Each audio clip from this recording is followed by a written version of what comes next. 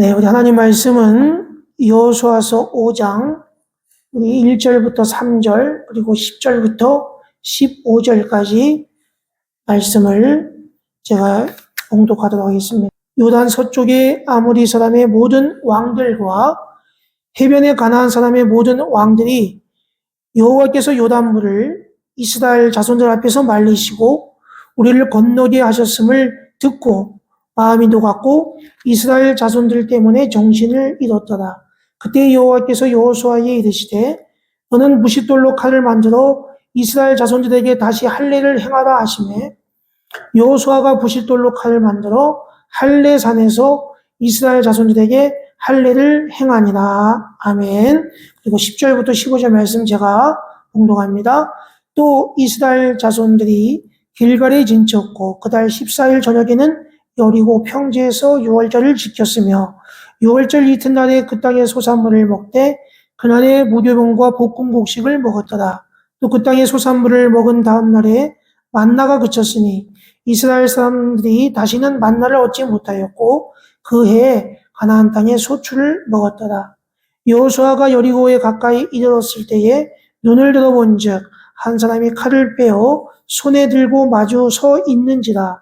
여호수아가 나아가서 그에게 묻되 너는 우리를 위하느냐 우리의 적들을 위하느냐 하니 그가 이르되 아니라 나는 여호와의 군대 대장으로 지금 왔느니라 하는지라. 여호수아가 얼굴을 땅에 대고 엎드려 절하고 그에게 이르되 내 주여 종에게 무슨 말씀을 하려 하시나이까. 여호와의 군대 대장이 여호수아에게 이르되 내 발에서 신을 벗으라. 내가 선 곳은 거룩하니라 하니 여호수아가 그대로 행하니라. 아멘. 감사합니다. 네, 자 우리 인사하겠습니다. 오라 우리가 여호와께 돌아가자. 시작.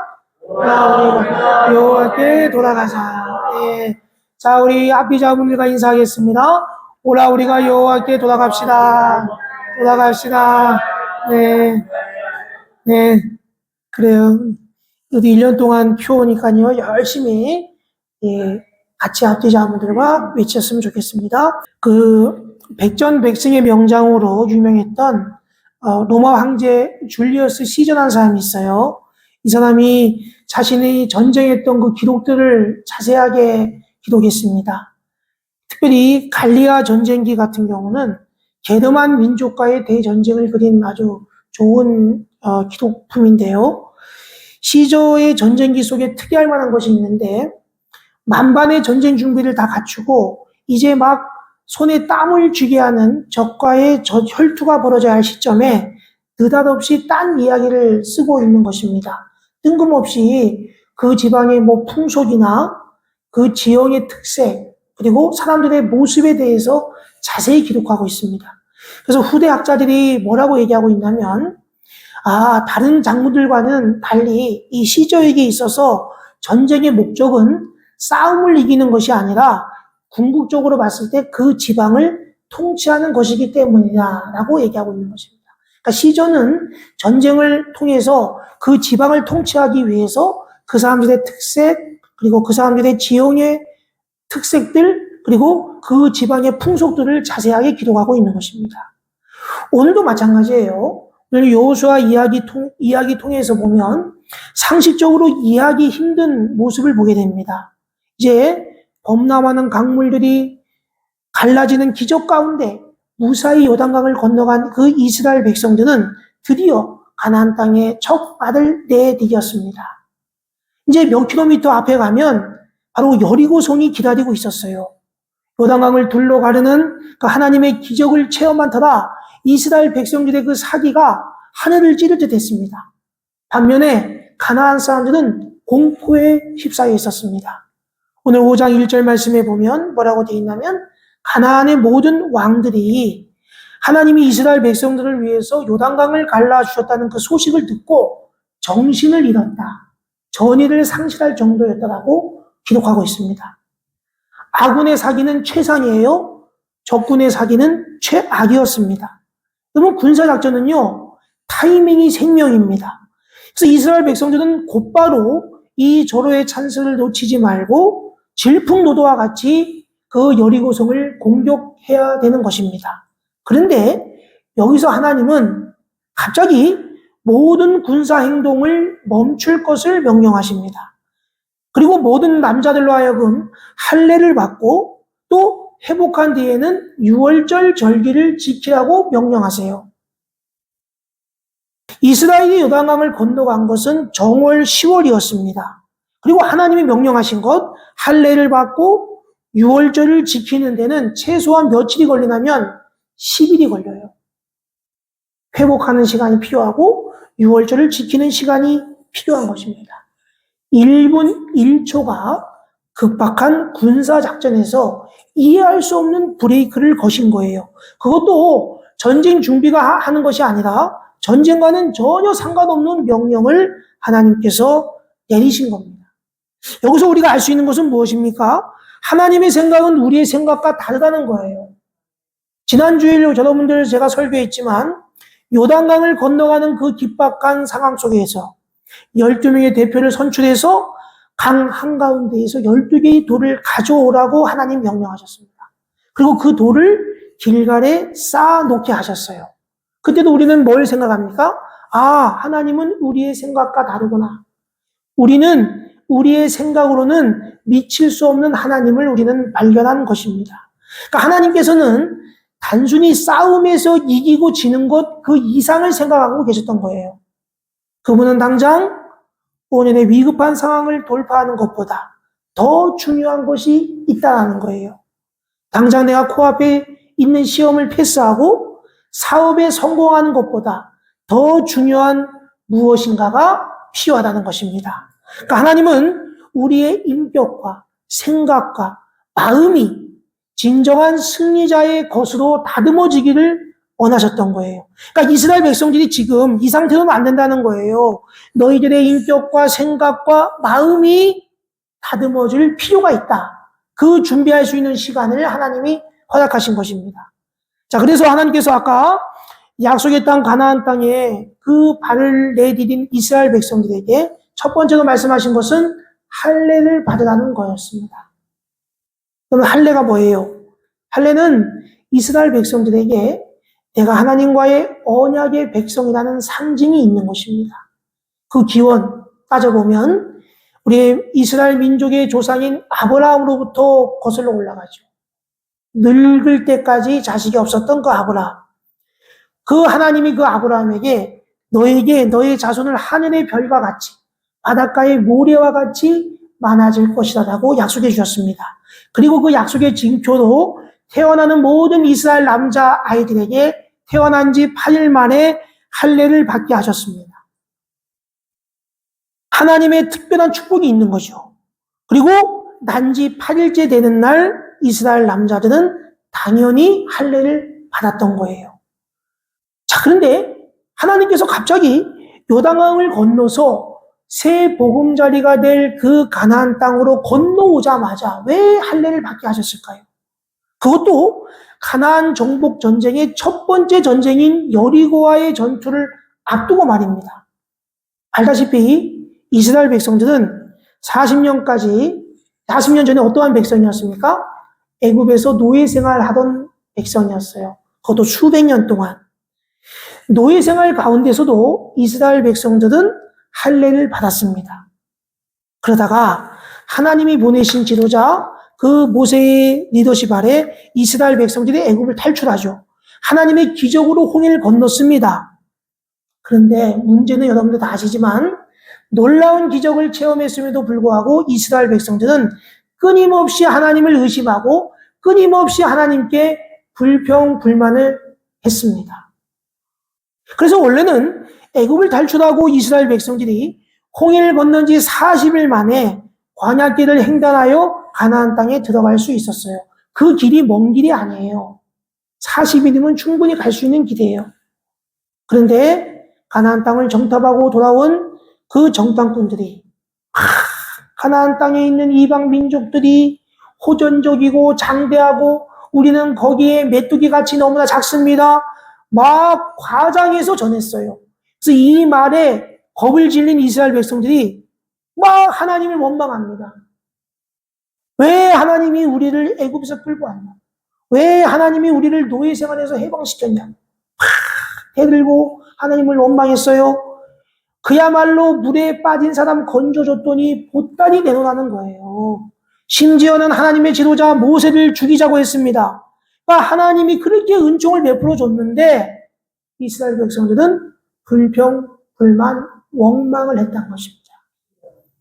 자, 그래서 하나님이 이스라엘 백성들에게 벌을 내리시죠. 여러분 다 아시지만 40일이면 통과하는 그 광야를 40년 동안 너희들이 방황할 것이다. 그리고 광야 생활하면서 여호수아와 갈렙을 제외한 1세대들은 다 죽을 것이다. 그리고 그 후에 태어난 사람들만 가나안 땅으로 들어갈 것이다 라고 말씀하셨던 거예요. 그리고 그 무서운 벌과 함께 하나님은 할례도 금지시켰던 것입니다. 그게 오늘 제가 읽지는 않았지만 4절과 5절 말씀에 분명히 나와 있어요.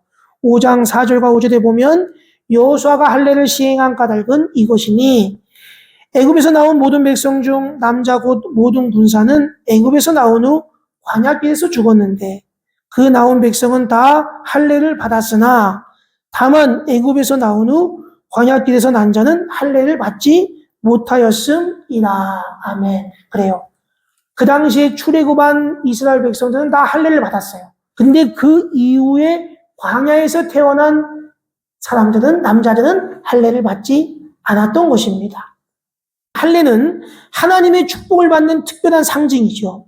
그리고 그 축복은 하나님을 사랑하고 하나님의 리더십에 순종할 때만 유효한 것이었습니다. 따라서 이 할례의 순종은 내가 하나님을 향한 순종의 사람이 되기 위한 첫 번째 단계였던 거예요. 이스라엘이 하나님을 불순종하는 동안에는 할례는 중단될 수밖에 없었습니다. 결국 그렇게 이스라엘 백성들은 광야의 모진 그런 생활을 40년 동안 했고요. 그동안에 출애굽 1세들은 모두 죽고 새로 태어난 아이들은 할례를 받지 않은 채로 성인이 되었던 것입니다. 이제 요단강을 건너갔죠. 광야 생활은 끝이 났어요. 그들의 불순종과 반란에 대한 하나님의 징계도 이제 마무리가 된 것입니다. 자, 근데 하나님은 길갈에서 할례를 행했는데 이 길갈이라는 의미가 뭐냐면 9절 말씀을 제가 읽지는 않았지만 9절에 보면 뭐라고 되어 있냐면 9절 말씀 다 같이 보겠습니다. 5장 9절 거기 다 같이 한번 읽어보겠습니다. 시작. 여호와께서 여호수아에게 이르시되 내가 오늘 애굽의 수치를 너희에게서 떠나게 하게 하셨다 하셨으므로 그곳 이름을 오늘까지 길갈이라 하느니라. 아멘. 이 길갈이라는 의미는 굴러간다 이런 뜻이에요. 하나님 뭐라고 말씀했냐면 내가 오늘 애굽의 수치를 너희에게서 떠나가게 하였다 하셨다 이렇게 돼 있어요. 애굽 노예 생활 탈출한 지 지금 40년이 됐습니다. 근데 이제야 애굽의 수치를 벗는다니 무슨 말입니까? 여러분 평생이요 번제자로 살던 사람들 아무리 마음을 잡아도요 그것을 끊기가 어렵습니다. 그럼 도박 좋아하는 사람들요 도박 끊기가 어려워요. 오른손을 자르잖아요. 왼손으로 도박해요. 정말 무서워요. 이 방탕했던 삶의 습관에서 벗어나기가 너무너무 힘든 겁니다. 내가 종문서를 불태우고 노예 신분에서 해방시켜줘도 그 사람이 한 사람의 책임 있는 자유인으로 바로 서기까지 한참 시간이 걸립니다. 나쁜 것도 익숙해지면 그것을 끊어버리기가 쉽지 않은 겁니다. 그래서 하나님은 이스라엘 백성들로 하여금 40년 동안 광야 생활을 하게 했어요. 수백 년 동안의 노예 생활로 노예 근성이 몸에 된 이스라엘 백성들로 하여금 그 광야 생활 40년을 통해서 그 나쁜 옛 습성의 때를 벗어버리게 한 것입니다. 애굽에서의 노예 근성은 뭡니까? 이방신들을 숭배하는 것입니다. 좌절감과 패배감에 젖어 살는 것입니다. 서로를 원망하고 남에게 늘 의존하는 것입니다. 비겁한 것입니다. 아무 끈 없이 하루 일하고 하루 먹고 사는 그런 습성입니다. 거기에는요 꿈이 있습니까? 거기에는 기쁨이 있습니까? 거기에는 사랑이 있습니까? 믿음이 있습니까? 화목이 있습니까? 하나님의 사람이라면 가져야 할 풍성한 삶의 열매들이 거기에 없는 거예요. 왜? 하나님과의 관계가 하나님의 불순종으로 인해서 깨져버렸기 때문입니다. 그래서 그들은 모래바다를 맞으며 그 광야에서 뼈를 깎는 연단을 받았어요. 그로 인해서 하나님은 그들이 책임 있는 자유인 풍성한 가나안 땅으로 받을 만한 믿음과 인격을 갖춘 성숙한 하나님의 사람으로 다듬어져 가기를 원했던 것입니다. 하나님은 축복을 주시기 전에 우리의 그릇들을 다듬어 주세요. 금그릇도 있고 은그릇도 있고 질그릇도 있지만 문제는 그것이 중요한 것이 아니라 그것을 깨끗한 그릇으로 만드냐가 중요한 거예요. 자, 그래서 여리고성을 코앞에 둔 거리에서 이스라엘 남자들로 하여금 할례를 받게 했죠. 하나님의 이것은 믿음의 테스트인 것입니다. 여러분, 할례를 받으면요, 회복하는데 시간이 걸립니다. 며칠이 걸리죠. 근데 이거는 완전한 무장 해제예요. 적군들이 호신탐탐 노리고 있는데 이거는 상징적으로, 상식적으로 보면 자살행위나 다름없는 거예요. 근데 하나님은 이스라엘 백성들에게 할례를 받으라고 명령하셨습니다. 이것은 무슨 말입니까? 전쟁은 하나님께 속해 있다는 거예요. 하나님이 이스라엘 백성과 함께 하셨기 때문에 가나안 군대는 처음부터 공포에 떨고 있었고, 그리고 하나님이 함께 하셨기 때문에 이스라엘을 두려워했던 것입니다. 이 얘기는 무슨 말입니까? 이스라엘이 강하다는 게 아니에요. 하나님이 이스라엘과 함께 하셨기 때문에 그들이 두려워했던 것입니다. 이 말을 거꾸로 해석하면 저와 여러분의 강함은 하나님이 함께함으로 가능하다는 것이에요. 하나님이 함께 하시지 않는 이스라엘은 아무것도 아닌 것처럼 하나님과 함께 하시지 않는 사람은 역시 아무것도 아닌 것입니다. 우리는 교만을 버려야 합니다. 그리고 우리 인생의 위기의 순간을 만나면 조급해가거나 당황하지 말고 하나님 앞에 무릎을 꿇어야 돼요. 본문에서 이스라엘 할례를 받아야 하는 이유는 바로 거기에 있는 것입니다. 오늘날 내 상식과 내 지혜도 이해할 수 없는 하나님의 명령에 순종해야 될 이유가 바로 여기에 있는 거예요.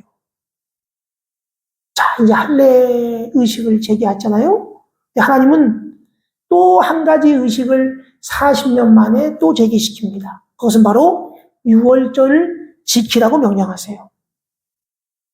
자, 하나님은 철저하세요. 그러면 6월절이 뭡니까? 6월절은 영어로 패스오버예요. 넘어가다, 지나가다 이런 말이에요. 자, 하나님께서 이스라엘 백성들 출애굽하려고 하는데 애굽 왕이 너무나 완악했어요. 너무나 완고했어요. 그래서 10가지 재앙을 주는데 제가 저번에 그런 얘기 했는데 여기 청개구리가 너무 많아요. 그 청개구리가 우리 집에도 막 들어와 있어요. 결국 우리 아내가 나보고 청개구리를 잡으라고 하는데 야, 내가 그 이집트의 바로 왕이 대단하다고 생각해요. 이도 막 엄청 많고 막 팔이 재앙이 많았잖아요. 그런 재앙이 있음에도 불구하고 바로는 절대로 하나님의 명령에 불순종했어요. 근데 10번째 재앙이 뭐예요? 장자의 죽음이었습니다. 밤에 죽음의 천사를 보내서 애굽의 모든 첫째 아들과 그리고 동물의 첫 새끼를 죽이신 거예요. 하지만 이때 이스라엘 백성들이 어떻게 했죠? 양을 죽여서 그 피를 문설주에 발라 놓았습니다. 죽음의 천사가 그 어린 양의 피를 보고 넘어갔어요. 죽음의 재앙이 그 집을 넘어갔던 것입니다. 그래서 그날을 6월절이다 이렇게 얘기하고 하나님은 이 6월절을 철저하게 지킬 것을 명령하셨습니다. 근데 앞에서 제가 언급한 광야의 사건을 통해서 하나님은 6월절도 지키지 않았습니다. 할례 의식도 중단하고 6월절도 지키지 않았어요. 근데 40년이 흘렀습니다. 전쟁을 눈앞에 둔 이 긴박한 시점에 6월절을 다시 지키라고 하나님은 명령하셨던 것입니다. 이 의미는 무엇입니까? 너희들이 수많은 고비를 넘겨서 홍해를 건너가고 수많은 고비를 넘겨서 요단강을 건너간 그 사건, 바로 그 사건은 하나님이 함께했다는 것을 기억하라는 거예요. 우리는 어떤 일이 닥치면 주님 하나님밖에 없습니다 기도하다가 그 일이 무사히 넘어가면 막 내 힘과 내 지혜로 된 것처럼 살아가는 경향이 있어요. 6월절은 이러한 우리의 착각과 오만을 버리고 구원자 하나님을 깊이 생각하라는 것입니다.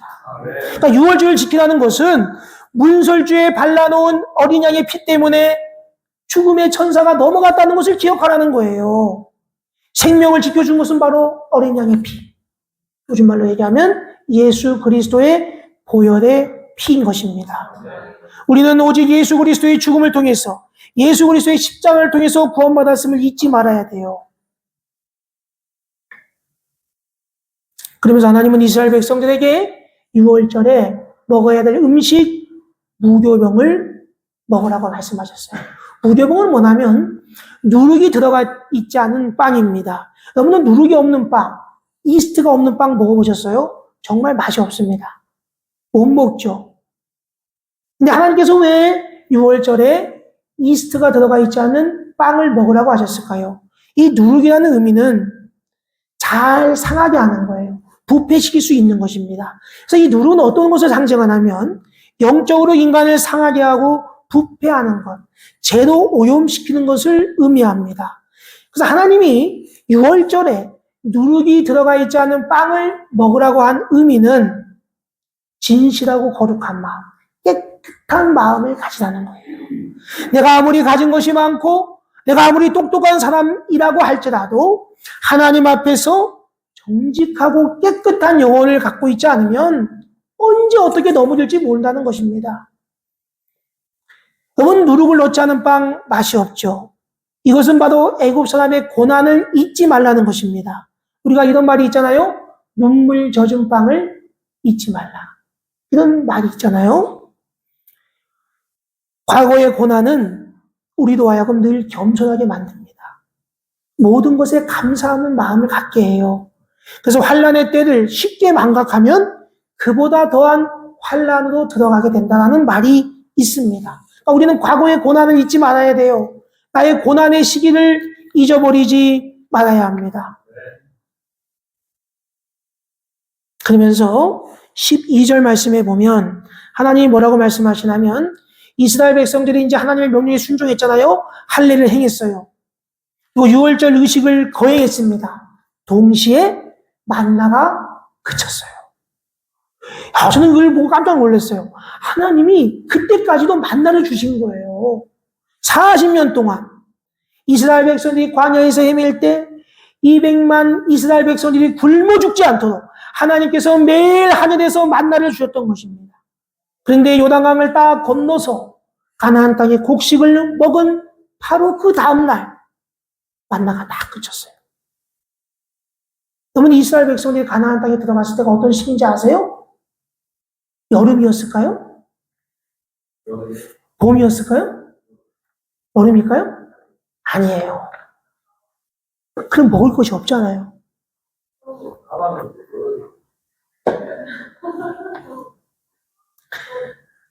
하나님이 이스라엘 백성들을 가나안 땅에 들어가게 했을 때가 언제냐면 추수철이었어요. 가나안 땅 어디서나 풍성한 곡식을 구할 수가 있었던 것입니다. 그래서 하나님이 우리 인생을 인도하는 그 타이밍이 너무나 정확하다는 거예요. 오늘 제가 여러분들 읽은 말씀 보세요. 여기 보시면 11절과 12절에 보면 유월절 이튿날에 그 땅의 소산물을 먹되 그날에 무교봉과 볶은 곡식을 먹었더라. 또 그 땅의 소산물을 먹은 다음 날에 만나가 그쳤으니 이스라엘 사람들이 다시는 만나를 얻지 못하였고 그 해에 가나안 땅의 소출을 먹었더라. 아멘. 여러분, 추수철이 아닌 때에 가나안 땅에 들어갔으면요 이스라엘 먹을 것이 없어요. 하나님은 계속 이스라엘 백성들에게 만나를 주셨을 것입니다. 정확하게 하나님이 가나안 땅에 소출이 많은 추수철에 들어오게 하심으로써 양식 문제를 다 해결해 주셨어요. 하나님은 적절한 때에 가장 적절한 방법으로 우리를 인도해 주신 줄 믿습니다. 그렇기 때문에 우리는 언제 어느 곳에서 어떠한 형편에 처하든지 간에 염려할 필요가 없어요. 자, 근데 이 놀라운 사실은 뭐냐면 이스라엘 백성을 향한 하나님의 섭리는 여기서 그치지 않습니다. 자, 이제 이스라엘 백성들이 농사를 해야 돼요. 저도 여기서 이제 우리 농사를 지어봤지만 농사를 얼마나 열심히 하느냐에 따라서 그 다음에 열매를 먹을 수 있잖아요. 그러면 축복은요 믿음의 성숙도에 따라서 주어집니다. 그러면 갓난아기는요, 부모가 모든 것을 해줘야 돼요. 이유식도 먹여줘야 되고, 분유도 줘야 되고, 먹을 것을 줘야 돼. 애들은 와가지고 엄마 배고파 그럼 줘야 돼요. 근데 커가면 커갈수록 자기 힘으로 해나갑니다. 현명한 부모는요, 자녀가 어릴 때는 고기를 잡아줍니다. 근데 점점 자랄수록 고기를 잡는 법을 가르쳐줘요. 하나님이 바로 우리에게 그렇게 하십니다. 투정하는 어린아이처럼 아무것도 하지 않은 채 늘 하나님이 떠먹여 주기만을 기다려서는 안 되는 거예요. 믿음이 성장하면 성장할수록 우리는 우리 자신이 할 일을 스스로 감당할 줄 아는 성숙하고 책임감 있는 사람으로 바뀌어 나가야 되는 것입니다. 그러니까 광야 시대 때는 하나님이 다 먹여줬죠. 만나도 주시고 배추다귀도 주시고 물도 주시고 하나님이 다 먹여주셨어요. 근데 우리가 이제 스스로 자라서 성숙해지면 스스로 일해야 됩니다. 물론 그 모든 환경과 힘도 하나님이 다 주시죠. 이스라엘 백성들이 스스로 커가기를 바라셨던 거예요. 이때 이스라엘 백성들이 할례를 행하고 유월절을 지키고 무교병을 먹고 있을 때 여호수아는 뭘 하고 있었냐면 혼자서 여리고성을 다 간 거예요. 아, 이 여리고성을 어떻게 해야 되나 이러면서 정찰을 딱 간 거죠. 자, 그때 갑자기 홀로 정찰하던 그 여호수아에게 자기 앞을 가로막는 한 사람을 만납니다. 그게 오늘 읽은 13절 말씀이에요.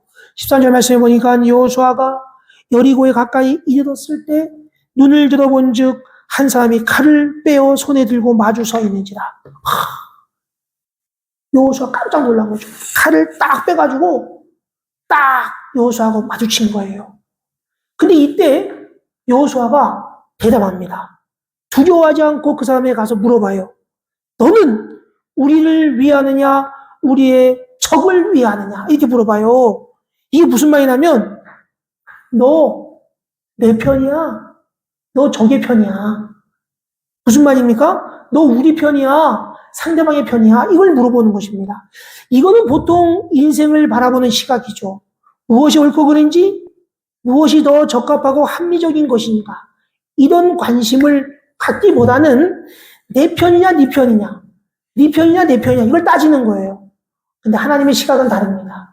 뭐라고 얘기하냐면 14절에 그 사람이 그가 이르되 아니라 나는 뭐라고요? 여호와의 군대 대장으로 지금 왔느니라.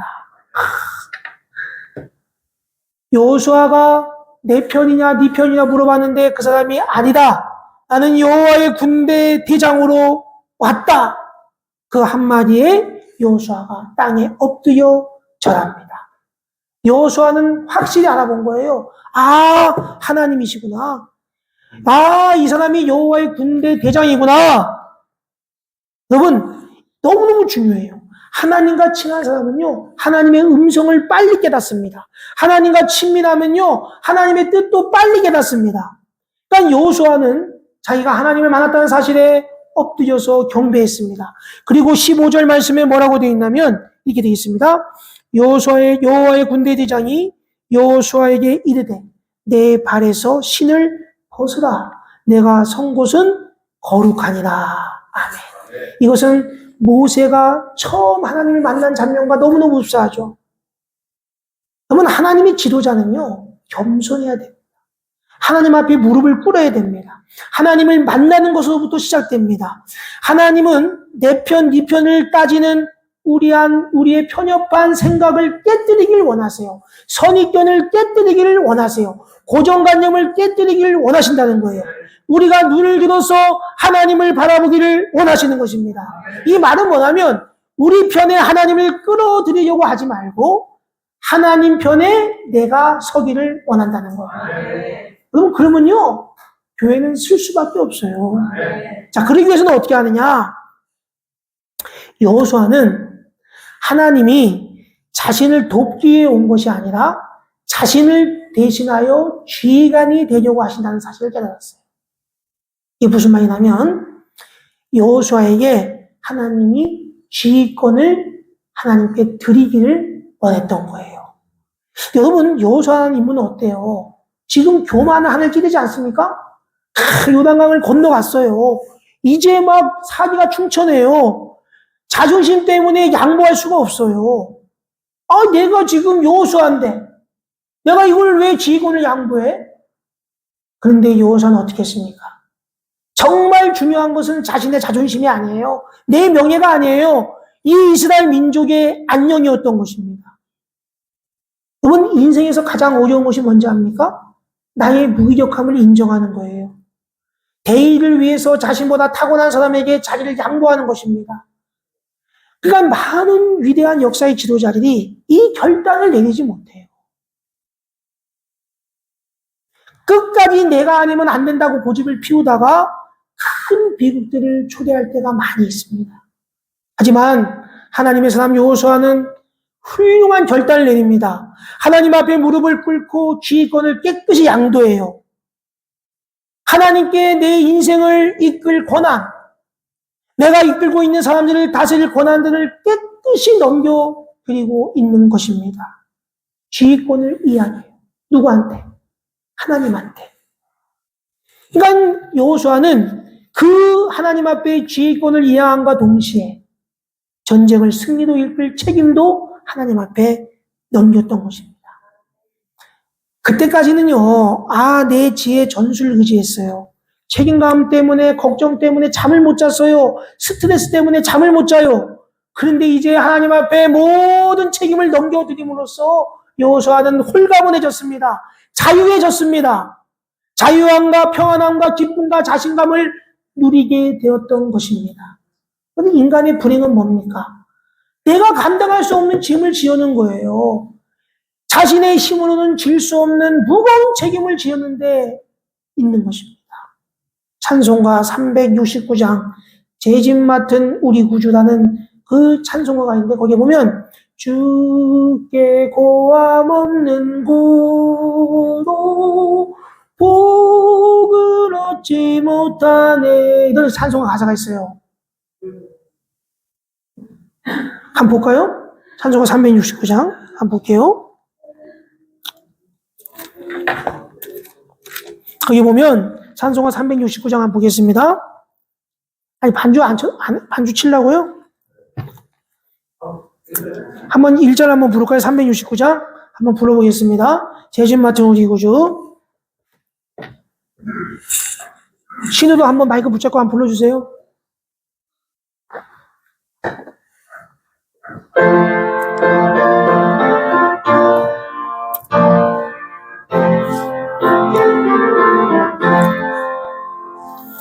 죄짐 맡은 우리 주 어찌 좋은 짐인지 걱정 근심 무거운 짐 걱정 근심 무거운 짐 우리 주께 주께 고함 없는 고로 주께 고함 없는 고로 복을 받지 못한 사람들이 어찌하여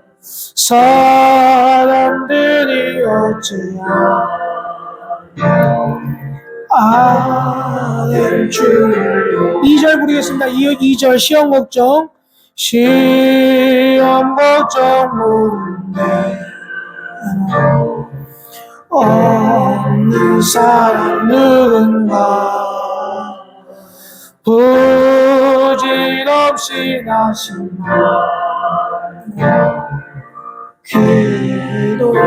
기도드려야지 이런 진실하신 친구 이런 진실하신 친구 찾아볼 수 있을까 우리 약함하시오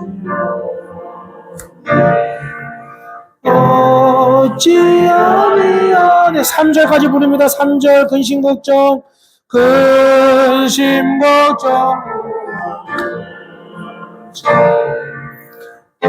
없는 자 누군가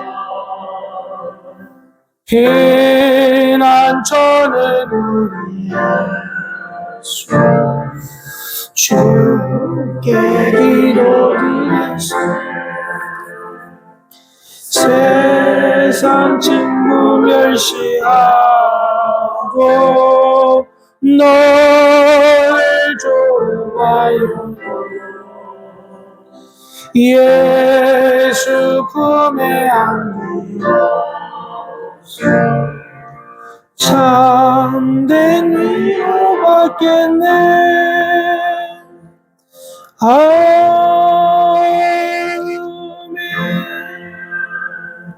네, 이제 말씀을 마치겠습니다. 하나님이 약속하신 새 땅에 들어오자 이스라엘 백성들에게 준비를 시키는데요. 첫 번째는 할례를 받게 했던 거죠. 할례를 받음으로써 옛 모습을 버리고 그리고 하나님께 순종하겠다는 다짐이었던 거죠. 두 번째는 유월절을 지켰습니다.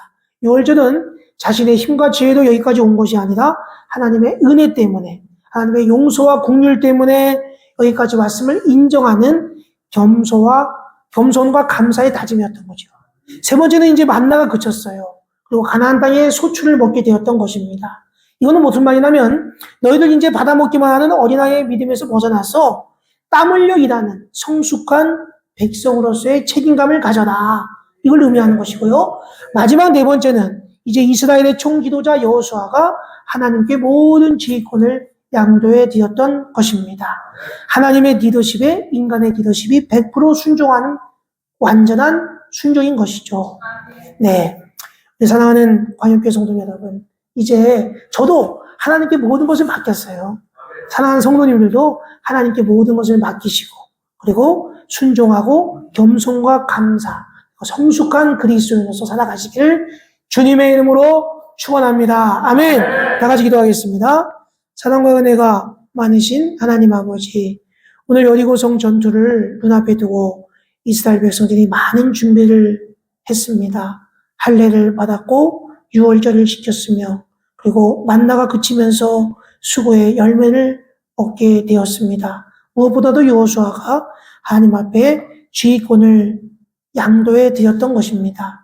이제 2025년도를 시작한 지 7개월이 지나가고 있습니다. 우리 사랑하는 관용교회 성도님들도 하나님 앞에서 순종과 겸손과 감사의 다짐을 하게 하여 주시고 영적 리더십을 세워나가는 한 해가 되게 하여 주옵소서. 그래서 2025년도 남은 5개월도 사랑하는 성도님들로 인해서 관용교회가 더욱 부흥하는 놀라운 역사가 있게 하여 주시옵소서. 하나님이 주신 그 은혜를 잊지 말게 하여 주시고 하나님 앞에 순종의 다짐을 하며 성숙한 백성으로서의 책임감을 다하는 사랑하는 성도님들 되게 하여 주옵소서. 이 모든 말씀 예수님의 이름으로 기도하옵나이다. 아멘.